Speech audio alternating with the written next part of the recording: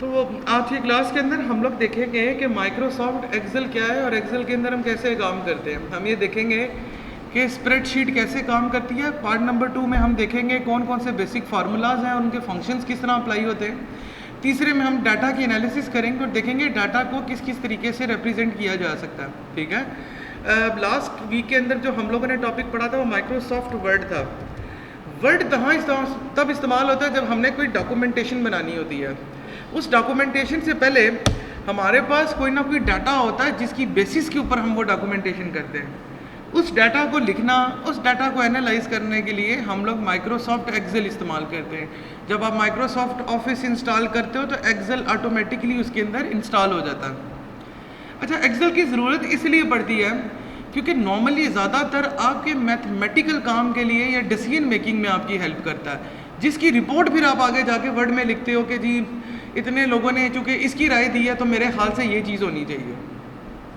तो सबसे पहले हम देखेंगे स्प्रेडशीट क्या है। अब आप लोग अपने सामने स्क्रीन पे देख रहे होंगे कि यहाँ पर जो आप लोगों को मैथमेटिकल बॉक्सेस नज़र आ रहे हैं, देखें आप, नहीं बात है ना। तो इसको बेसिकली हम लोग कहते होते हैं कि जो मैथमेटिकल बॉक्सेस हैं ये पूरी की पूरी शीट है जो कि फुल स्प्रेड हुई होती है स्क्रीन के ऊपर। दैट इज़ द रीज़न हम लोग इसको स्प्रेडशीट बोलते होते हैं। ठीक है, कुछ लोग इसको स्प्रेडशीट भी बोलेंगे, कुछ लोग इसको माइक्रोसॉफ्ट एक्सेल भी बोलते हैं। ऑल्दो स्प्रेडशीट के अंदर सिर्फ माइक्रोसॉफ्ट एक्सेल नहीं आता, और भी बेशुमार सॉफ्टवेयर्स हैं जो इसके अंदर आते हैं। लेकिन जब हम स्प्रेडशीट की नॉर्मली बात करते हैं तो उसके अंदर हमेशा जो है वो हम एक्सेल की ही बात कर रहे होंगे। एक बहुत प्रैक्टिकल एग्जांपल है, आप लोगों की अटेंडेंस जो आप लोग देखते हो माइक्रोसॉफ्ट एक्सेल में मैनेज होती है। ठीक है, क्योंकि वर्ड के अंदर आप सिर्फ डाटा लिख सकते हो, उसके ऊपर कोई ऑपरेशन परफॉर्म नहीं कर सकते। एक्सेल के अंदर आप डाटा भी लिख सकते हो लेकिन उसके ऊपर कोई भी ऑपरेशंस भी परफॉर्म कर सकते हो। ठीक है, तो मिसाल के तौर पर ये मेरा कॉलम है और ये मेरी रो है। तो अगर आप इस बॉक्स के ऊपर कभी एक सिंगल क्लिक करोगे, मैं मैग्नीफायर यूज़ कर लेता हूँ ताकि आप लोगों को बेहतर अंडरस्टैंडिंग हो सके। ठीक है, तो जैसे ही मैंने इसके ऊपर माउस रखा है या इसके ऊपर क्लिक किया है तो आप लोगों को इधर ऊपर एक सॉफ्टवेयर के अंदर एक चीज़ नज़र आ रही होगी। ये देखिए ज़रा, यहाँ पर क्या लिखा हुआ आ रहा है, B1, विच शोज कि इस वक्त आप कॉलम नंबर B में हो और आपकी रो नंबर कौन सी चल रही है, 1 चल रही है। ठीक है, तो ये शो करता है कि आप स्प्रेडशीट के किस एरिया में हो इस वक्त। बाकी वर्ड की तरह अगर आप देखोगे तो उसका भी कोई मेन्यू है, ये वाला हो गया। ठीक है, उसके अंदर भी पेज का लेआउट है उसी तरीके से जिस तरह MS वर्ड के अंदर था। तो जिस तरह मैं MS वर्ड के अंदर आपको बताता था, सबसे पहला काम आपने साइज सेट करना है। हमेशा हम रखेंगे इसको A4, सॉरी मैंने एग्जेक्टिव पे क्लिक कर दिया, A4। ये वो पेज का साइज़ है जो एक स्टूडेंट के लिए होता है या रिपोर्ट्स बनाने के लिए इस्तेमाल होता है। जो बड़ी ऑर्गेनाइजेशंस होती हैं वो साइज़ लेटर सेट करती हैं। अब आप लोग सोचोगे कि जी हमें कैसे पता चलेगा कि मुझे लेटर साइज सेलेक्ट करना है या A4 करना है। देखिए, अगर आप यूनिवर्सिटी में काम करें देन आप A4 में ही करेंगे, लेकिन जब आप किसी ऑर्गेनाइजेशन में जाएंगे और वो कहते हैं कि जी हमारे पास लेटर साइज़ का पेज है प्रिंट करने के लिए, देन आप लेटर साइज़ चूज़ करें। ठीक है, जैसे नमल इस्लामाबाद जब हमें कोई लेटर लिखता है तो वो लेटर साइज़ में लिखता है, लेकिन हम जब अपने इंटरनल वर्किंग के लिए काम करते हैं तो वो A4 पे करते हैं। इसकी एक रीज़न ये भी होती है कि नॉर्मली ऑर्गेनाइजेशंस के पास A4 साइज़ के अलावा और कोई पेज नहीं होता। ठीक है, तो अगर A4 पेज नहीं है और मैं A4 की सेटिंग डाल रहा हूँ या लेटर साइज़ नहीं है और मैं लेटर की सेटिंग डाल रहा हूँ, तो जब मैं प्रिंट करूँगा तो आधा डाटा आपको पेज से बाहर नज़र ही नहीं आएगा। क्यों? क्योंकि पेज का साइज़ बड़ा था, हमने टेक्स्ट का साइज़ कम रख दिया था, या वाइस वर्सा। ठीक है, तो सबसे पहले हम A4 सेलेक्ट करेंगे। ओरिएंटेशन में आएंगे। मेरे हाथ से आपको बताने की ज़रूरत नहीं है कि लैंडस्केप और पोर्ट्रेट क्या चीज़ होती है। ठीक है, तो नॉर्मली मैं हमेशा कहता होता हूँ कि अगर डाटा विड्थ में ज़्यादा है तो देन आप लोग जनरल लैंडस्केप चूज़ करें, अदरवाइज आप इसको पोर्ट्रेट रहने दें। ठीक है, मार्जिन के ऊपर आते हैं। मार्जिन ये कहता है कि जब तुम प्रिंट करोगे तो राइट, लेफ्ट, अपर और बॉटम के ऊपर कितनी स्पेस देनी है तुमने। ठीक है, तो ये मार्जिन हमारा डिफाइन करता है इस चीज़ को। कोशिश करें कि हमेशा नॉर्मल ही रहने दें। ठीक है, और इस मार्जिन को हम बाद में सेट कर भी सकते हैं। ऐसा नहीं है कि हम लोगों ने ये हार्ड एंड फास्ट रूल है हमने ऐसे ही करना है। जी यार, मुझे याद आया, ये प्लीज़ मेल स्टूडेंट्स को बोल दें, मैं इनको पेपर में नहीं बैठने दूंगा। अगर ये सिचुएशन है कि मेरे हाथ से ईद के बाद हमारी ना या मिड टर्म के बाद हमारी सेकंड क्लास है, and in the second class ये लोग प्रेजेंट नहीं है, ठीक है। इनको पैगाम दे दें, जिस दिन इनकी एब्सेंट ज़्यादा हुई, बेशक इनका घर में कोई बीमार है, कोई भी मसला है, ये सारे यूनिवर्सिटी आए होते हैं, मैंने इनको देखा है, ठीक है। तो ये खुद रिस्पॉन्सिबल हैं इस चीज़ के लिए, ठीक है। अभी हम क्या करेंगे, हम आपकी अटेंडेंस शीट बनाना स्टार्ट करते हैं। हम कहते हैं अब अगर आपको लगता है कि ये कॉलम छोटा है, इसको इस तरह खींच के बड़ा कर दें, यहाँ पे लिख दें जी स्टूडेंट नेम, मैं ABC लिखूंगा तो ज़्यादा टाइम लगेगा। ये देखें, यहाँ से मैंने इसको रखा, सिंगल क्लिक किया, मैंने ड्रैग कर रहा हूँ, उसने सारे ए को ऑटोमेटिकली कॉपी पेस्ट कर दिया। यहाँ पर आता हूँ, ठीक है, फिल फॉर्मेटिंग करूँगा तो क्या करेगा, सिर्फ फॉर्मेट को करेगा, ठीक है। फिल विदाउट फॉर्मेटिंग करूँगा तो क्या करेगा, विदाउट फॉर्मेटिंग को फिल कर देगा, ठीक है। और उसके बाद फ्लैश फिल में तो ये बेसिकली ये होता है कि आपने जहाँ से कॉपी किया होता है उसके फॉर्मेट को पिक करता है। अभी चूँकि हम लोगों ने ऐसा नहीं करना तो हम ऐसे ही करते हैं, या इस तरह भी कर सकते हैं। 1 लिखा हमने, 2 लिखा, 3 लिखा, ड्रैग करते हैं इसको, ये कहाँ से खुल गया है, ये फिल सीरीज का ऑप्शन आया है। देखिए जैसे ही मैं इस पर क्लिक करूंगा तो वो ऑटोमेटिकली मेरे लिए गिनती पूरी करता जाएगा। तो पहली बात है कि ऐसा तो है नहीं है कि मुझे 1 2 3 लिखना पड़ेगा, मैं इस तरीके से कर सकता हूँ। क्योंकि अभी मुझे यहाँ पे नाम लिखने, तो बिस्मा नाम था पहले मेरे हाथ से, ही था ना, जो भी हैं ये लोग, मैं तुम लोगों को सस्ता छाप के दिखाता हूँ।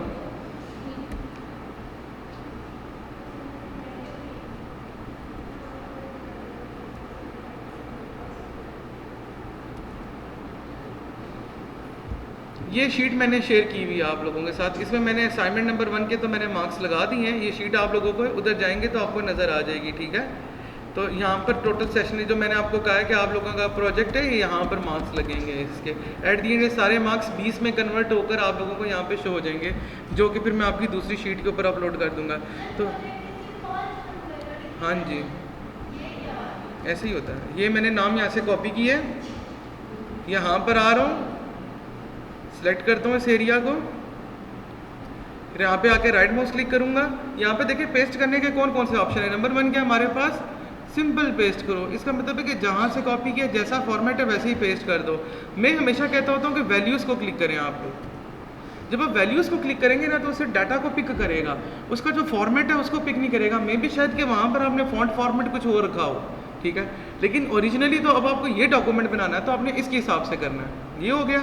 उसके बाद हम क्या करते हैं, हम लिख देते हैं जी आज की डेट क्या है जी, हम कहते हैं 23 फेब है, अप्रैल है, अल्लाह करे फेब होती लेकिन नहीं है। चलो ये देखें 23 है, इसको ड्रैग करता हूँ आगे, देखिए खुद ब खुद उसने 24, 25, 26 लिख दिया है और वो मई तक भी चला गया, ठीक है।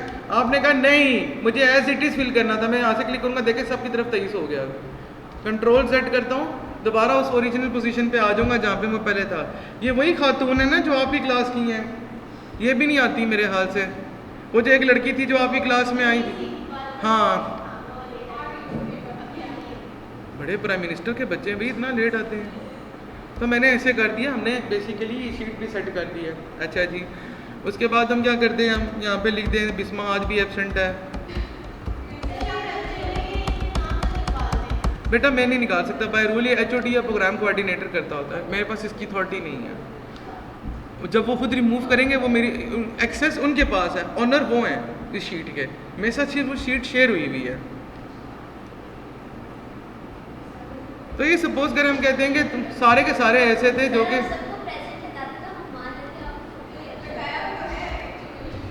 ये देखो मैंने यहाँ से P लिखा, सबसे पहले यहाँ पर ड्रैग किया और फिर मैंने यहाँ से आके सबको 7 सबानियों से बनता तो नहीं है लेकिन मैंने सबको प्रेजेंट कर। जितना आप ड्रैग करते जाएंगे वो खुद ब खुद करेगा। सपोज करें हम कहते हैं हम एक ऐसी कंडीशन पे पहुँच गए जहाँ पे हमारी शीट रेडी होगी है प्रिंट करने के लिए। अगर मैं Ctrl+P करूँ, अब आप लोगों को नज़र आएगा शीट बड़ी अजीब नज़र आ रही है यहाँ पर, ठीक है। सबसे पहले मैं क्या करता हूँ, यहाँ से जाके सबसे पहले लैंडस्केप चूज़ कर लेता हूँ। आप लोगों ने एक चीज़ नोटिस की होगी कि यहाँ पर डेट जो है 2 मई तक की नज़र आ रही है मुझे, जबकि ओरिजिनली कहाँ तक अटेंडेंस लगी हुई है 5 मई तक। इसका मतलब है कि प्रिंट एरिया के अंदर कुछ एरिया नहीं आ रहा। सबसे पहला काम ये हम करते हैं, हम इसको बॉर्डर बनाते हैं इसके इर्द गिर्द। सारा मैंने चूज़ किया, होम पे आए, ये ऑप्शन देखें, हमारे पास बॉर्डर का ऑप्शन आ रहा है, यहाँ पर जाएंगे और यहाँ पर हम ऑल बॉर्डर्स पे क्लिक करेंगे। तो अब अगर आप देखोगे तो अब आपको लाइंस भी नज़र आ रही होंगी प्रॉपर बॉर्डर के। फिर कुछ लोग मेरी तरह जिनको OCD का बहुत प्रॉब्लम होता है, यार ये P लेफ्ट साइड पे क्यों लिखा हुआ है, सारे को हम सिलेक्ट करेंगे, इसको हम मिड पे क्लिक करेंगे तो अब हमारा P देखे तो मिड में नज़र आना शुरू हो गया। फिर ये भी होता है यार ये ऐसे क्यों है, अभी तो जगह चुके कम है हमारे पास, अदरवाइज ये P आपको ऊपर टच होता हुआ नज़र आता है। ठीक है, तो हम करेंगे कि इसको दरमियान में शो करना है, यानी ऊपर नीचे राइट और लेफ्ट साइड के ऊपर सेम स्पेस हो जहाँ हम P लिख रहे हैं।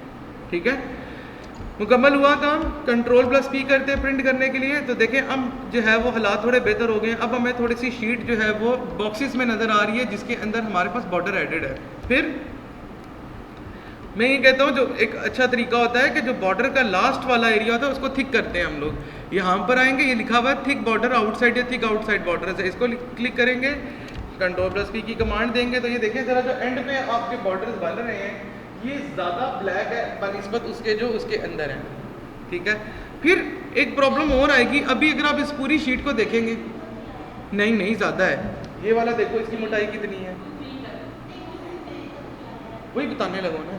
अभी ये है कि हमने बॉर्डर तो कर लिया, प्रॉब्लम अभी वही एग्जिस्ट कर रही है कि हमारे पेज के अंदर इस वक्त 2 मई तक का डाटा आ रहा है, दैट्स मीन कि 5 मई तक का डाटा नहीं आ रहा है इसके अंदर। अब हम लोग एक्सेल शीट को बताएंगे कि प्रिंट एरिया तुमने सेलेक्ट करना है। मैं क्या करूँगा, सबसे पहले उस पूरे एरिया को सिलेक्ट करूँगा जो मुझे प्रिंट कराना है। पेज लेआउट पे जाऊँगा, यहाँ पे अगर आप देखेंगे प्रिंट एरिया का ऑप्शन आ रहा है, यहाँ पर आऊँगा और मैं सेट प्रिंट एरिया पे क्लिक कर दूँगा, Ctrl+P करता हूँ। अब आप बोलोगे नहीं सर ये तो अभी भी देखें 2 मई तक आ रहा है। ठीक है, क्यों? क्योंकि हम लोगों ने शीट की सेटिंग ये की हुई है कि जितना इजीली एडजस्टेबल हो सकता है सिर्फ उतना शो करो। यहाँ पर है, ये देखें लिखा हुआ है यहाँ पर, ठीक है, print sheet at their actual size. मैं यहाँ पर आता हूँ और मैं कहता हूँ print all columns on 1 page. तो अब अगर आप देखेंगे तो उसका साइज थोड़ा श्रिंक हुआ है और वो 5 मई तक चला गया।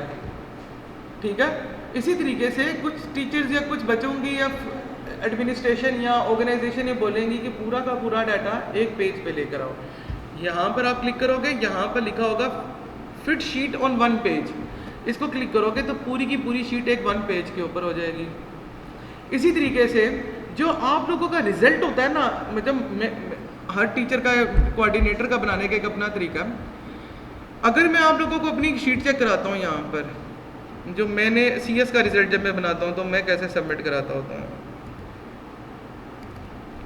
ये मैंने शीट ओपन की, रिजल्ट किया तो ये डाटा किसी बच्चे का।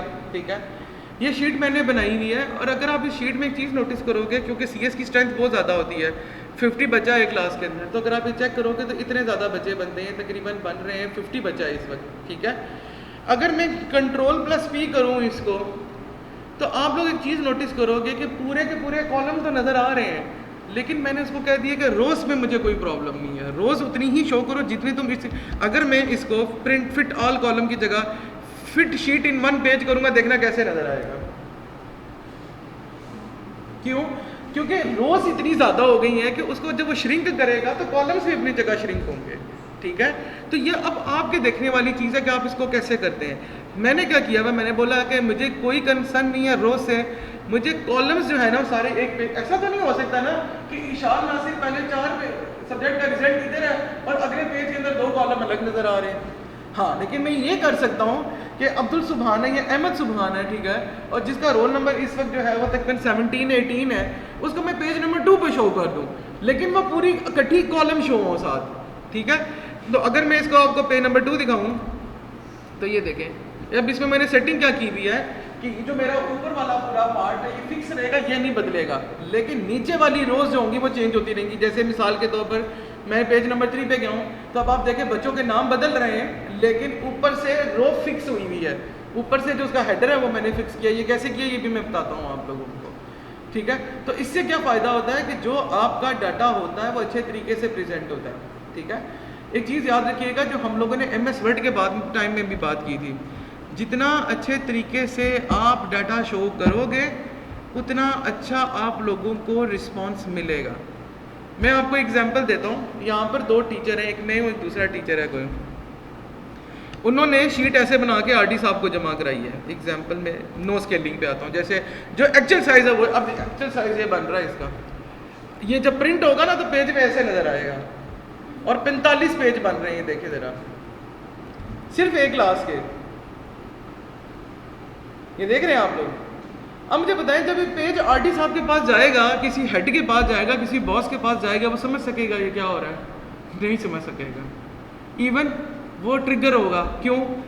उसके सामने मुझे पहले 10 शीटें इस तरह लाइन में लगानी पड़ेंगी। मैं बोलूँगा सर उधर से देखना स्टार्ट करें और फिर इधर आएँ आप, ठीक है। दूसरी एक प्रॉब्लम दिखाता हूँ आप लोगों को, नो स्केलिंग की जगह मैं कहता हूँ fit sheet in one page करता हूँ। ये चीज़ मैं प्रिंट करा के लेके जाऊँगा तो इसको माइक्रोस्कोप यूज़ करके देखना पड़ेगा कि बच्चे के मार्क्स कितने हैं। सर्टेन लेवल पे नज़र आ जाता, मुझे नज़र आता, लेकिन कुछ लोगों को नहीं नज़र आता यहाँ पे।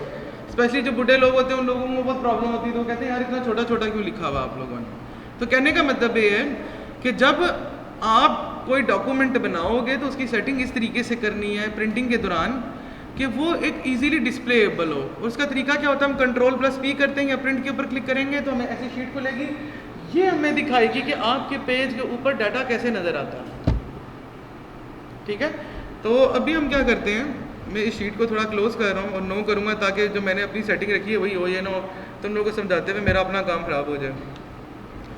ये मैं इसको ड्रैग करके और आगे ले जाता हूँ, कुछ भी नहीं हुआ, उसने पीछे वालों को कॉपी करके आगे शिफ्ट कर दिया। Ctrl+P करूँगा तब आप देखेंगे कि अभी ये 5 मई तक ही आ रहा है, अगला क्यों नहीं आ रहा? क्योंकि मैंने प्रिंट एरिया 5 मई तक का सिलेक्ट किया हुआ था।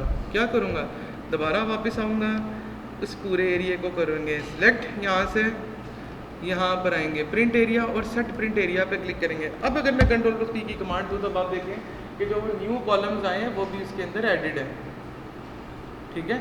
अब हम कह रहे हैं कि यार हम ऐसा करते हैं कि स्टूडेंट बहुत ज़्यादा हो गए हैं, हमें कहते हैं कि हम ये वाला एरिया फिक्स कर देते हैं, और रोज़ जो है वो हम कहते हैं कि आपकी क्लास के अंदर गलती से ज़्यादा एडमिशन हो गए हैं। तो मैं क्या करता हूँ, इसको ड्रैग करके, ये देखें जी कॉलिंग, ये देखिए ज़रा, ये इतनी बड़ी शीट बन गई, इतने ज़्यादा हो गए हो आप लोग। अगर मैं इसका साइज़ छोटा करके दिखाऊँ आप लोगों को तो शायद ही अब आपको नज़र आएगा बेहतर, ठीक है। यानी इतने ज़्यादा बच्चे हो गए। अगर मैं अब इसको Ctrl+P की कमांड दूँ तो पहले तो मुझे बताएं कि सिर्फ सजीउल हुसैन एक ही बार आ रहा है, बाकी क्यों नहीं आ रहे? क्योंकि मैंने प्रिंट एरिया नहीं सिलेक्ट किया। हाँ जी, प्रिंट एरिया सेलेक्ट करते हैं। मैं जो करता हूँ तो उसमें टेक्निक ही होती है, इसको किया यहाँ से इतना छोटा, ठीक है, कुछ भी नहीं होता, हमने पढ़ना तो नहीं, अभी प्रिंट एरिया सेलेक्ट करना है जस्ट। पर मेरा ये देखें इतनी शीट बड़ी हो गई है कि सिस्टम हैंग हो रहा है मेरा। ये इतना हो गया, मैं इस सारे को करता हूँ सिलेक्ट यहाँ से, और यहाँ पर आके क्या कर देता हूँ, प्रिंट एरिया सेलेक्ट कर देता हूँ।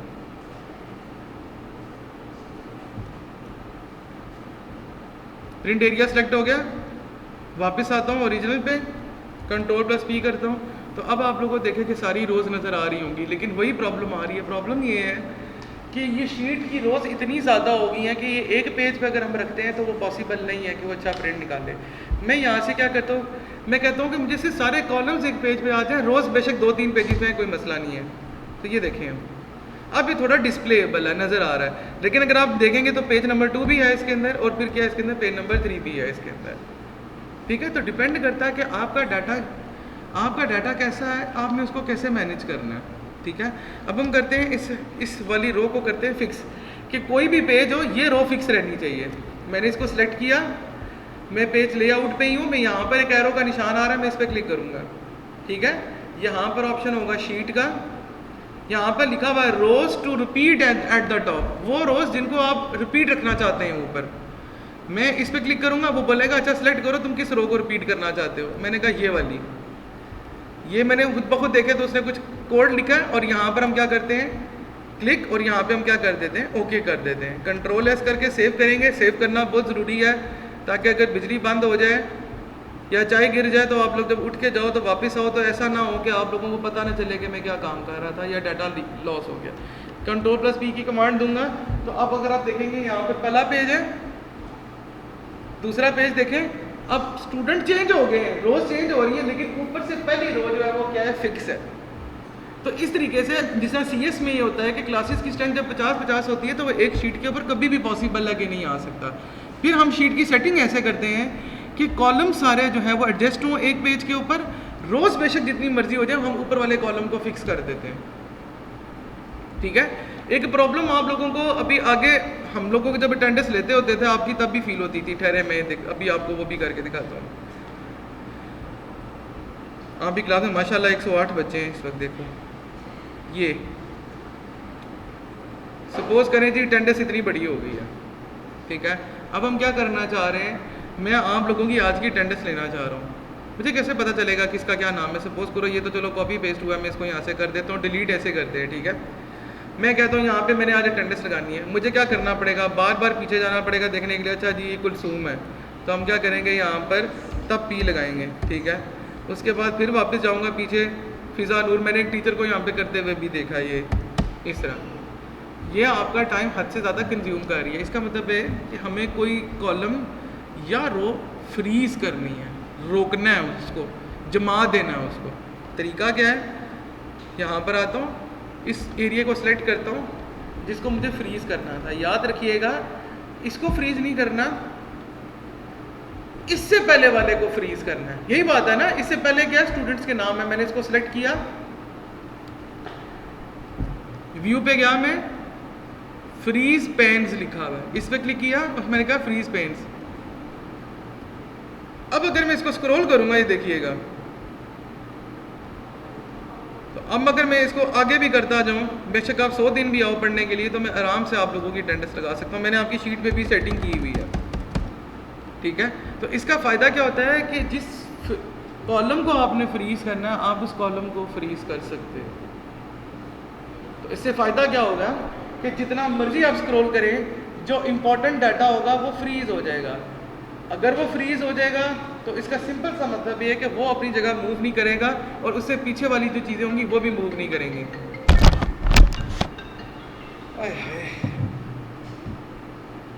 क्या हो गया, मैम को फोत हो गई है।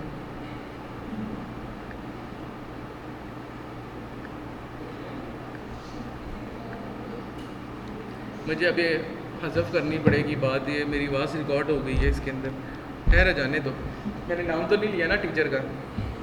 तो ये चीज़ होगी। तो दूसरी चीज़ ये की है कि हमने पेन को फ्रीज़ किया, ठीक है। अभी इसके अंदर सिर्फ एक चीज़ रह गई है जो क्या है हमारा डाटा एनालिसिस, ठीक है, कि हम डाटा को कैसे एनालाइज करते हैं। सपोज़ करें अभी हम इस शीट को मारते हैं गोली, एक न्यू शीट खोलते हैं, इसको मैं कर देता हूँ डिलीट यहाँ से। हम बेसिक फार्मूला से देखेंगे, फिर मैं आपको चीट शीट प्रोवाइड करूँगा। बिस्मा के पहले सब्जेक्ट के अंदर नंबर आए हैं 9, 25 में से दूसरे में आए हैं 7, तीसरे में आए हैं 4, उसके बाद आए हैं 25 इस्लामिक स्टडीज़ में और 6 नंबर आए हैं ICT में। अब बिस्मा कहती है कि जी सर वो तो ये मैं बाकियों के नंबर भी चेंज लगा देता हूँ। सपोज़ करें यही नंबर थे, ठीक है।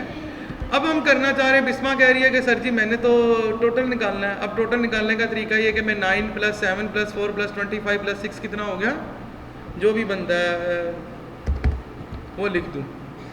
प्रॉब्लम ये है कि हम तो एक्सेल कैलकुलेशन के लिए इस्तेमाल करते थे। इसका एक तरीका है, सबसे पहले हम यहाँ पे डालेंगे =, यानी ये जो डब्बा एक इसके बराबर है, पहला B2 + C2 + D2 + E2 + F2, formula मुकम्मल, एंटर मारेंगे, 51 हो गया। अब आप बोलोगे नहीं सर अगर ये बात है तो फिर तो हमें इनके लिए भी फार्मूला लगाना पड़ेगा अलग अलग। ऐसा नहीं है, यहाँ पे रखा बॉक्स, ये प्लस का निशान है, इसको ड्रैग करेंगे वो खुद ब खुद प्लस करता जाएगा सर। अब ये अगर आप यहाँ से मार्क्स चेंज करते हो, फॉर एग्जांपल यहाँ पे कहते हैं 4 नंबर है, देखो खुद ब खुद कन्वर्ट हो रहे हैं वो।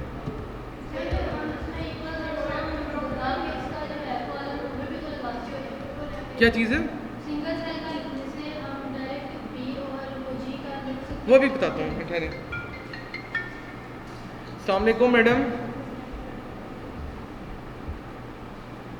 जी। वालेकुम सलाम मैम। Madam room number 5। तो हम ये कह रहे थे कि बसा औकात ये होगा कि आपके पास ना कॉलम्स या रोज कॉलम्स बहुत ज़्यादा हो जाएंगे। मिसाल के अभी तो मैं इसको रिमूव कर रहा हूँ, मैं इसको ऐसे कर देता हूँ डाटा इंक्रीज करने के लिए कि भाई इतने कॉलम्स हैं। एग्जाम्पल और यहाँ पर मुझे इसका सम निकालना है, ठीक है। प्रॉब्लम ये है, अब आप बोलोगे सर इज इक्वल टू ये प्लस ये कर ले, सब्र करें ना, है। प्रॉब्लम ये है कि हम इस तरह करेंगे तो ज़्यादा टाइम कंज्यूम होगा। इसका एक बहुत आसान तरीका, हम यहाँ से इज इक्वल टू करते हैं। पहला हमारे पास बॉक्स क्या है, E2 B2 सॉरी, ये हो गया। अब हम डालते हैं कॉलन और फिर हम किसको सेलेक्ट करते हैं, लास्ट वाले को। लास्ट वाला कौन सा है हमारे पास, ये वाला है, ठीक है।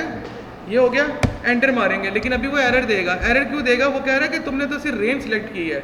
हम क्या करते हैं, हम लिखते हैं इज इक्वल टू सम,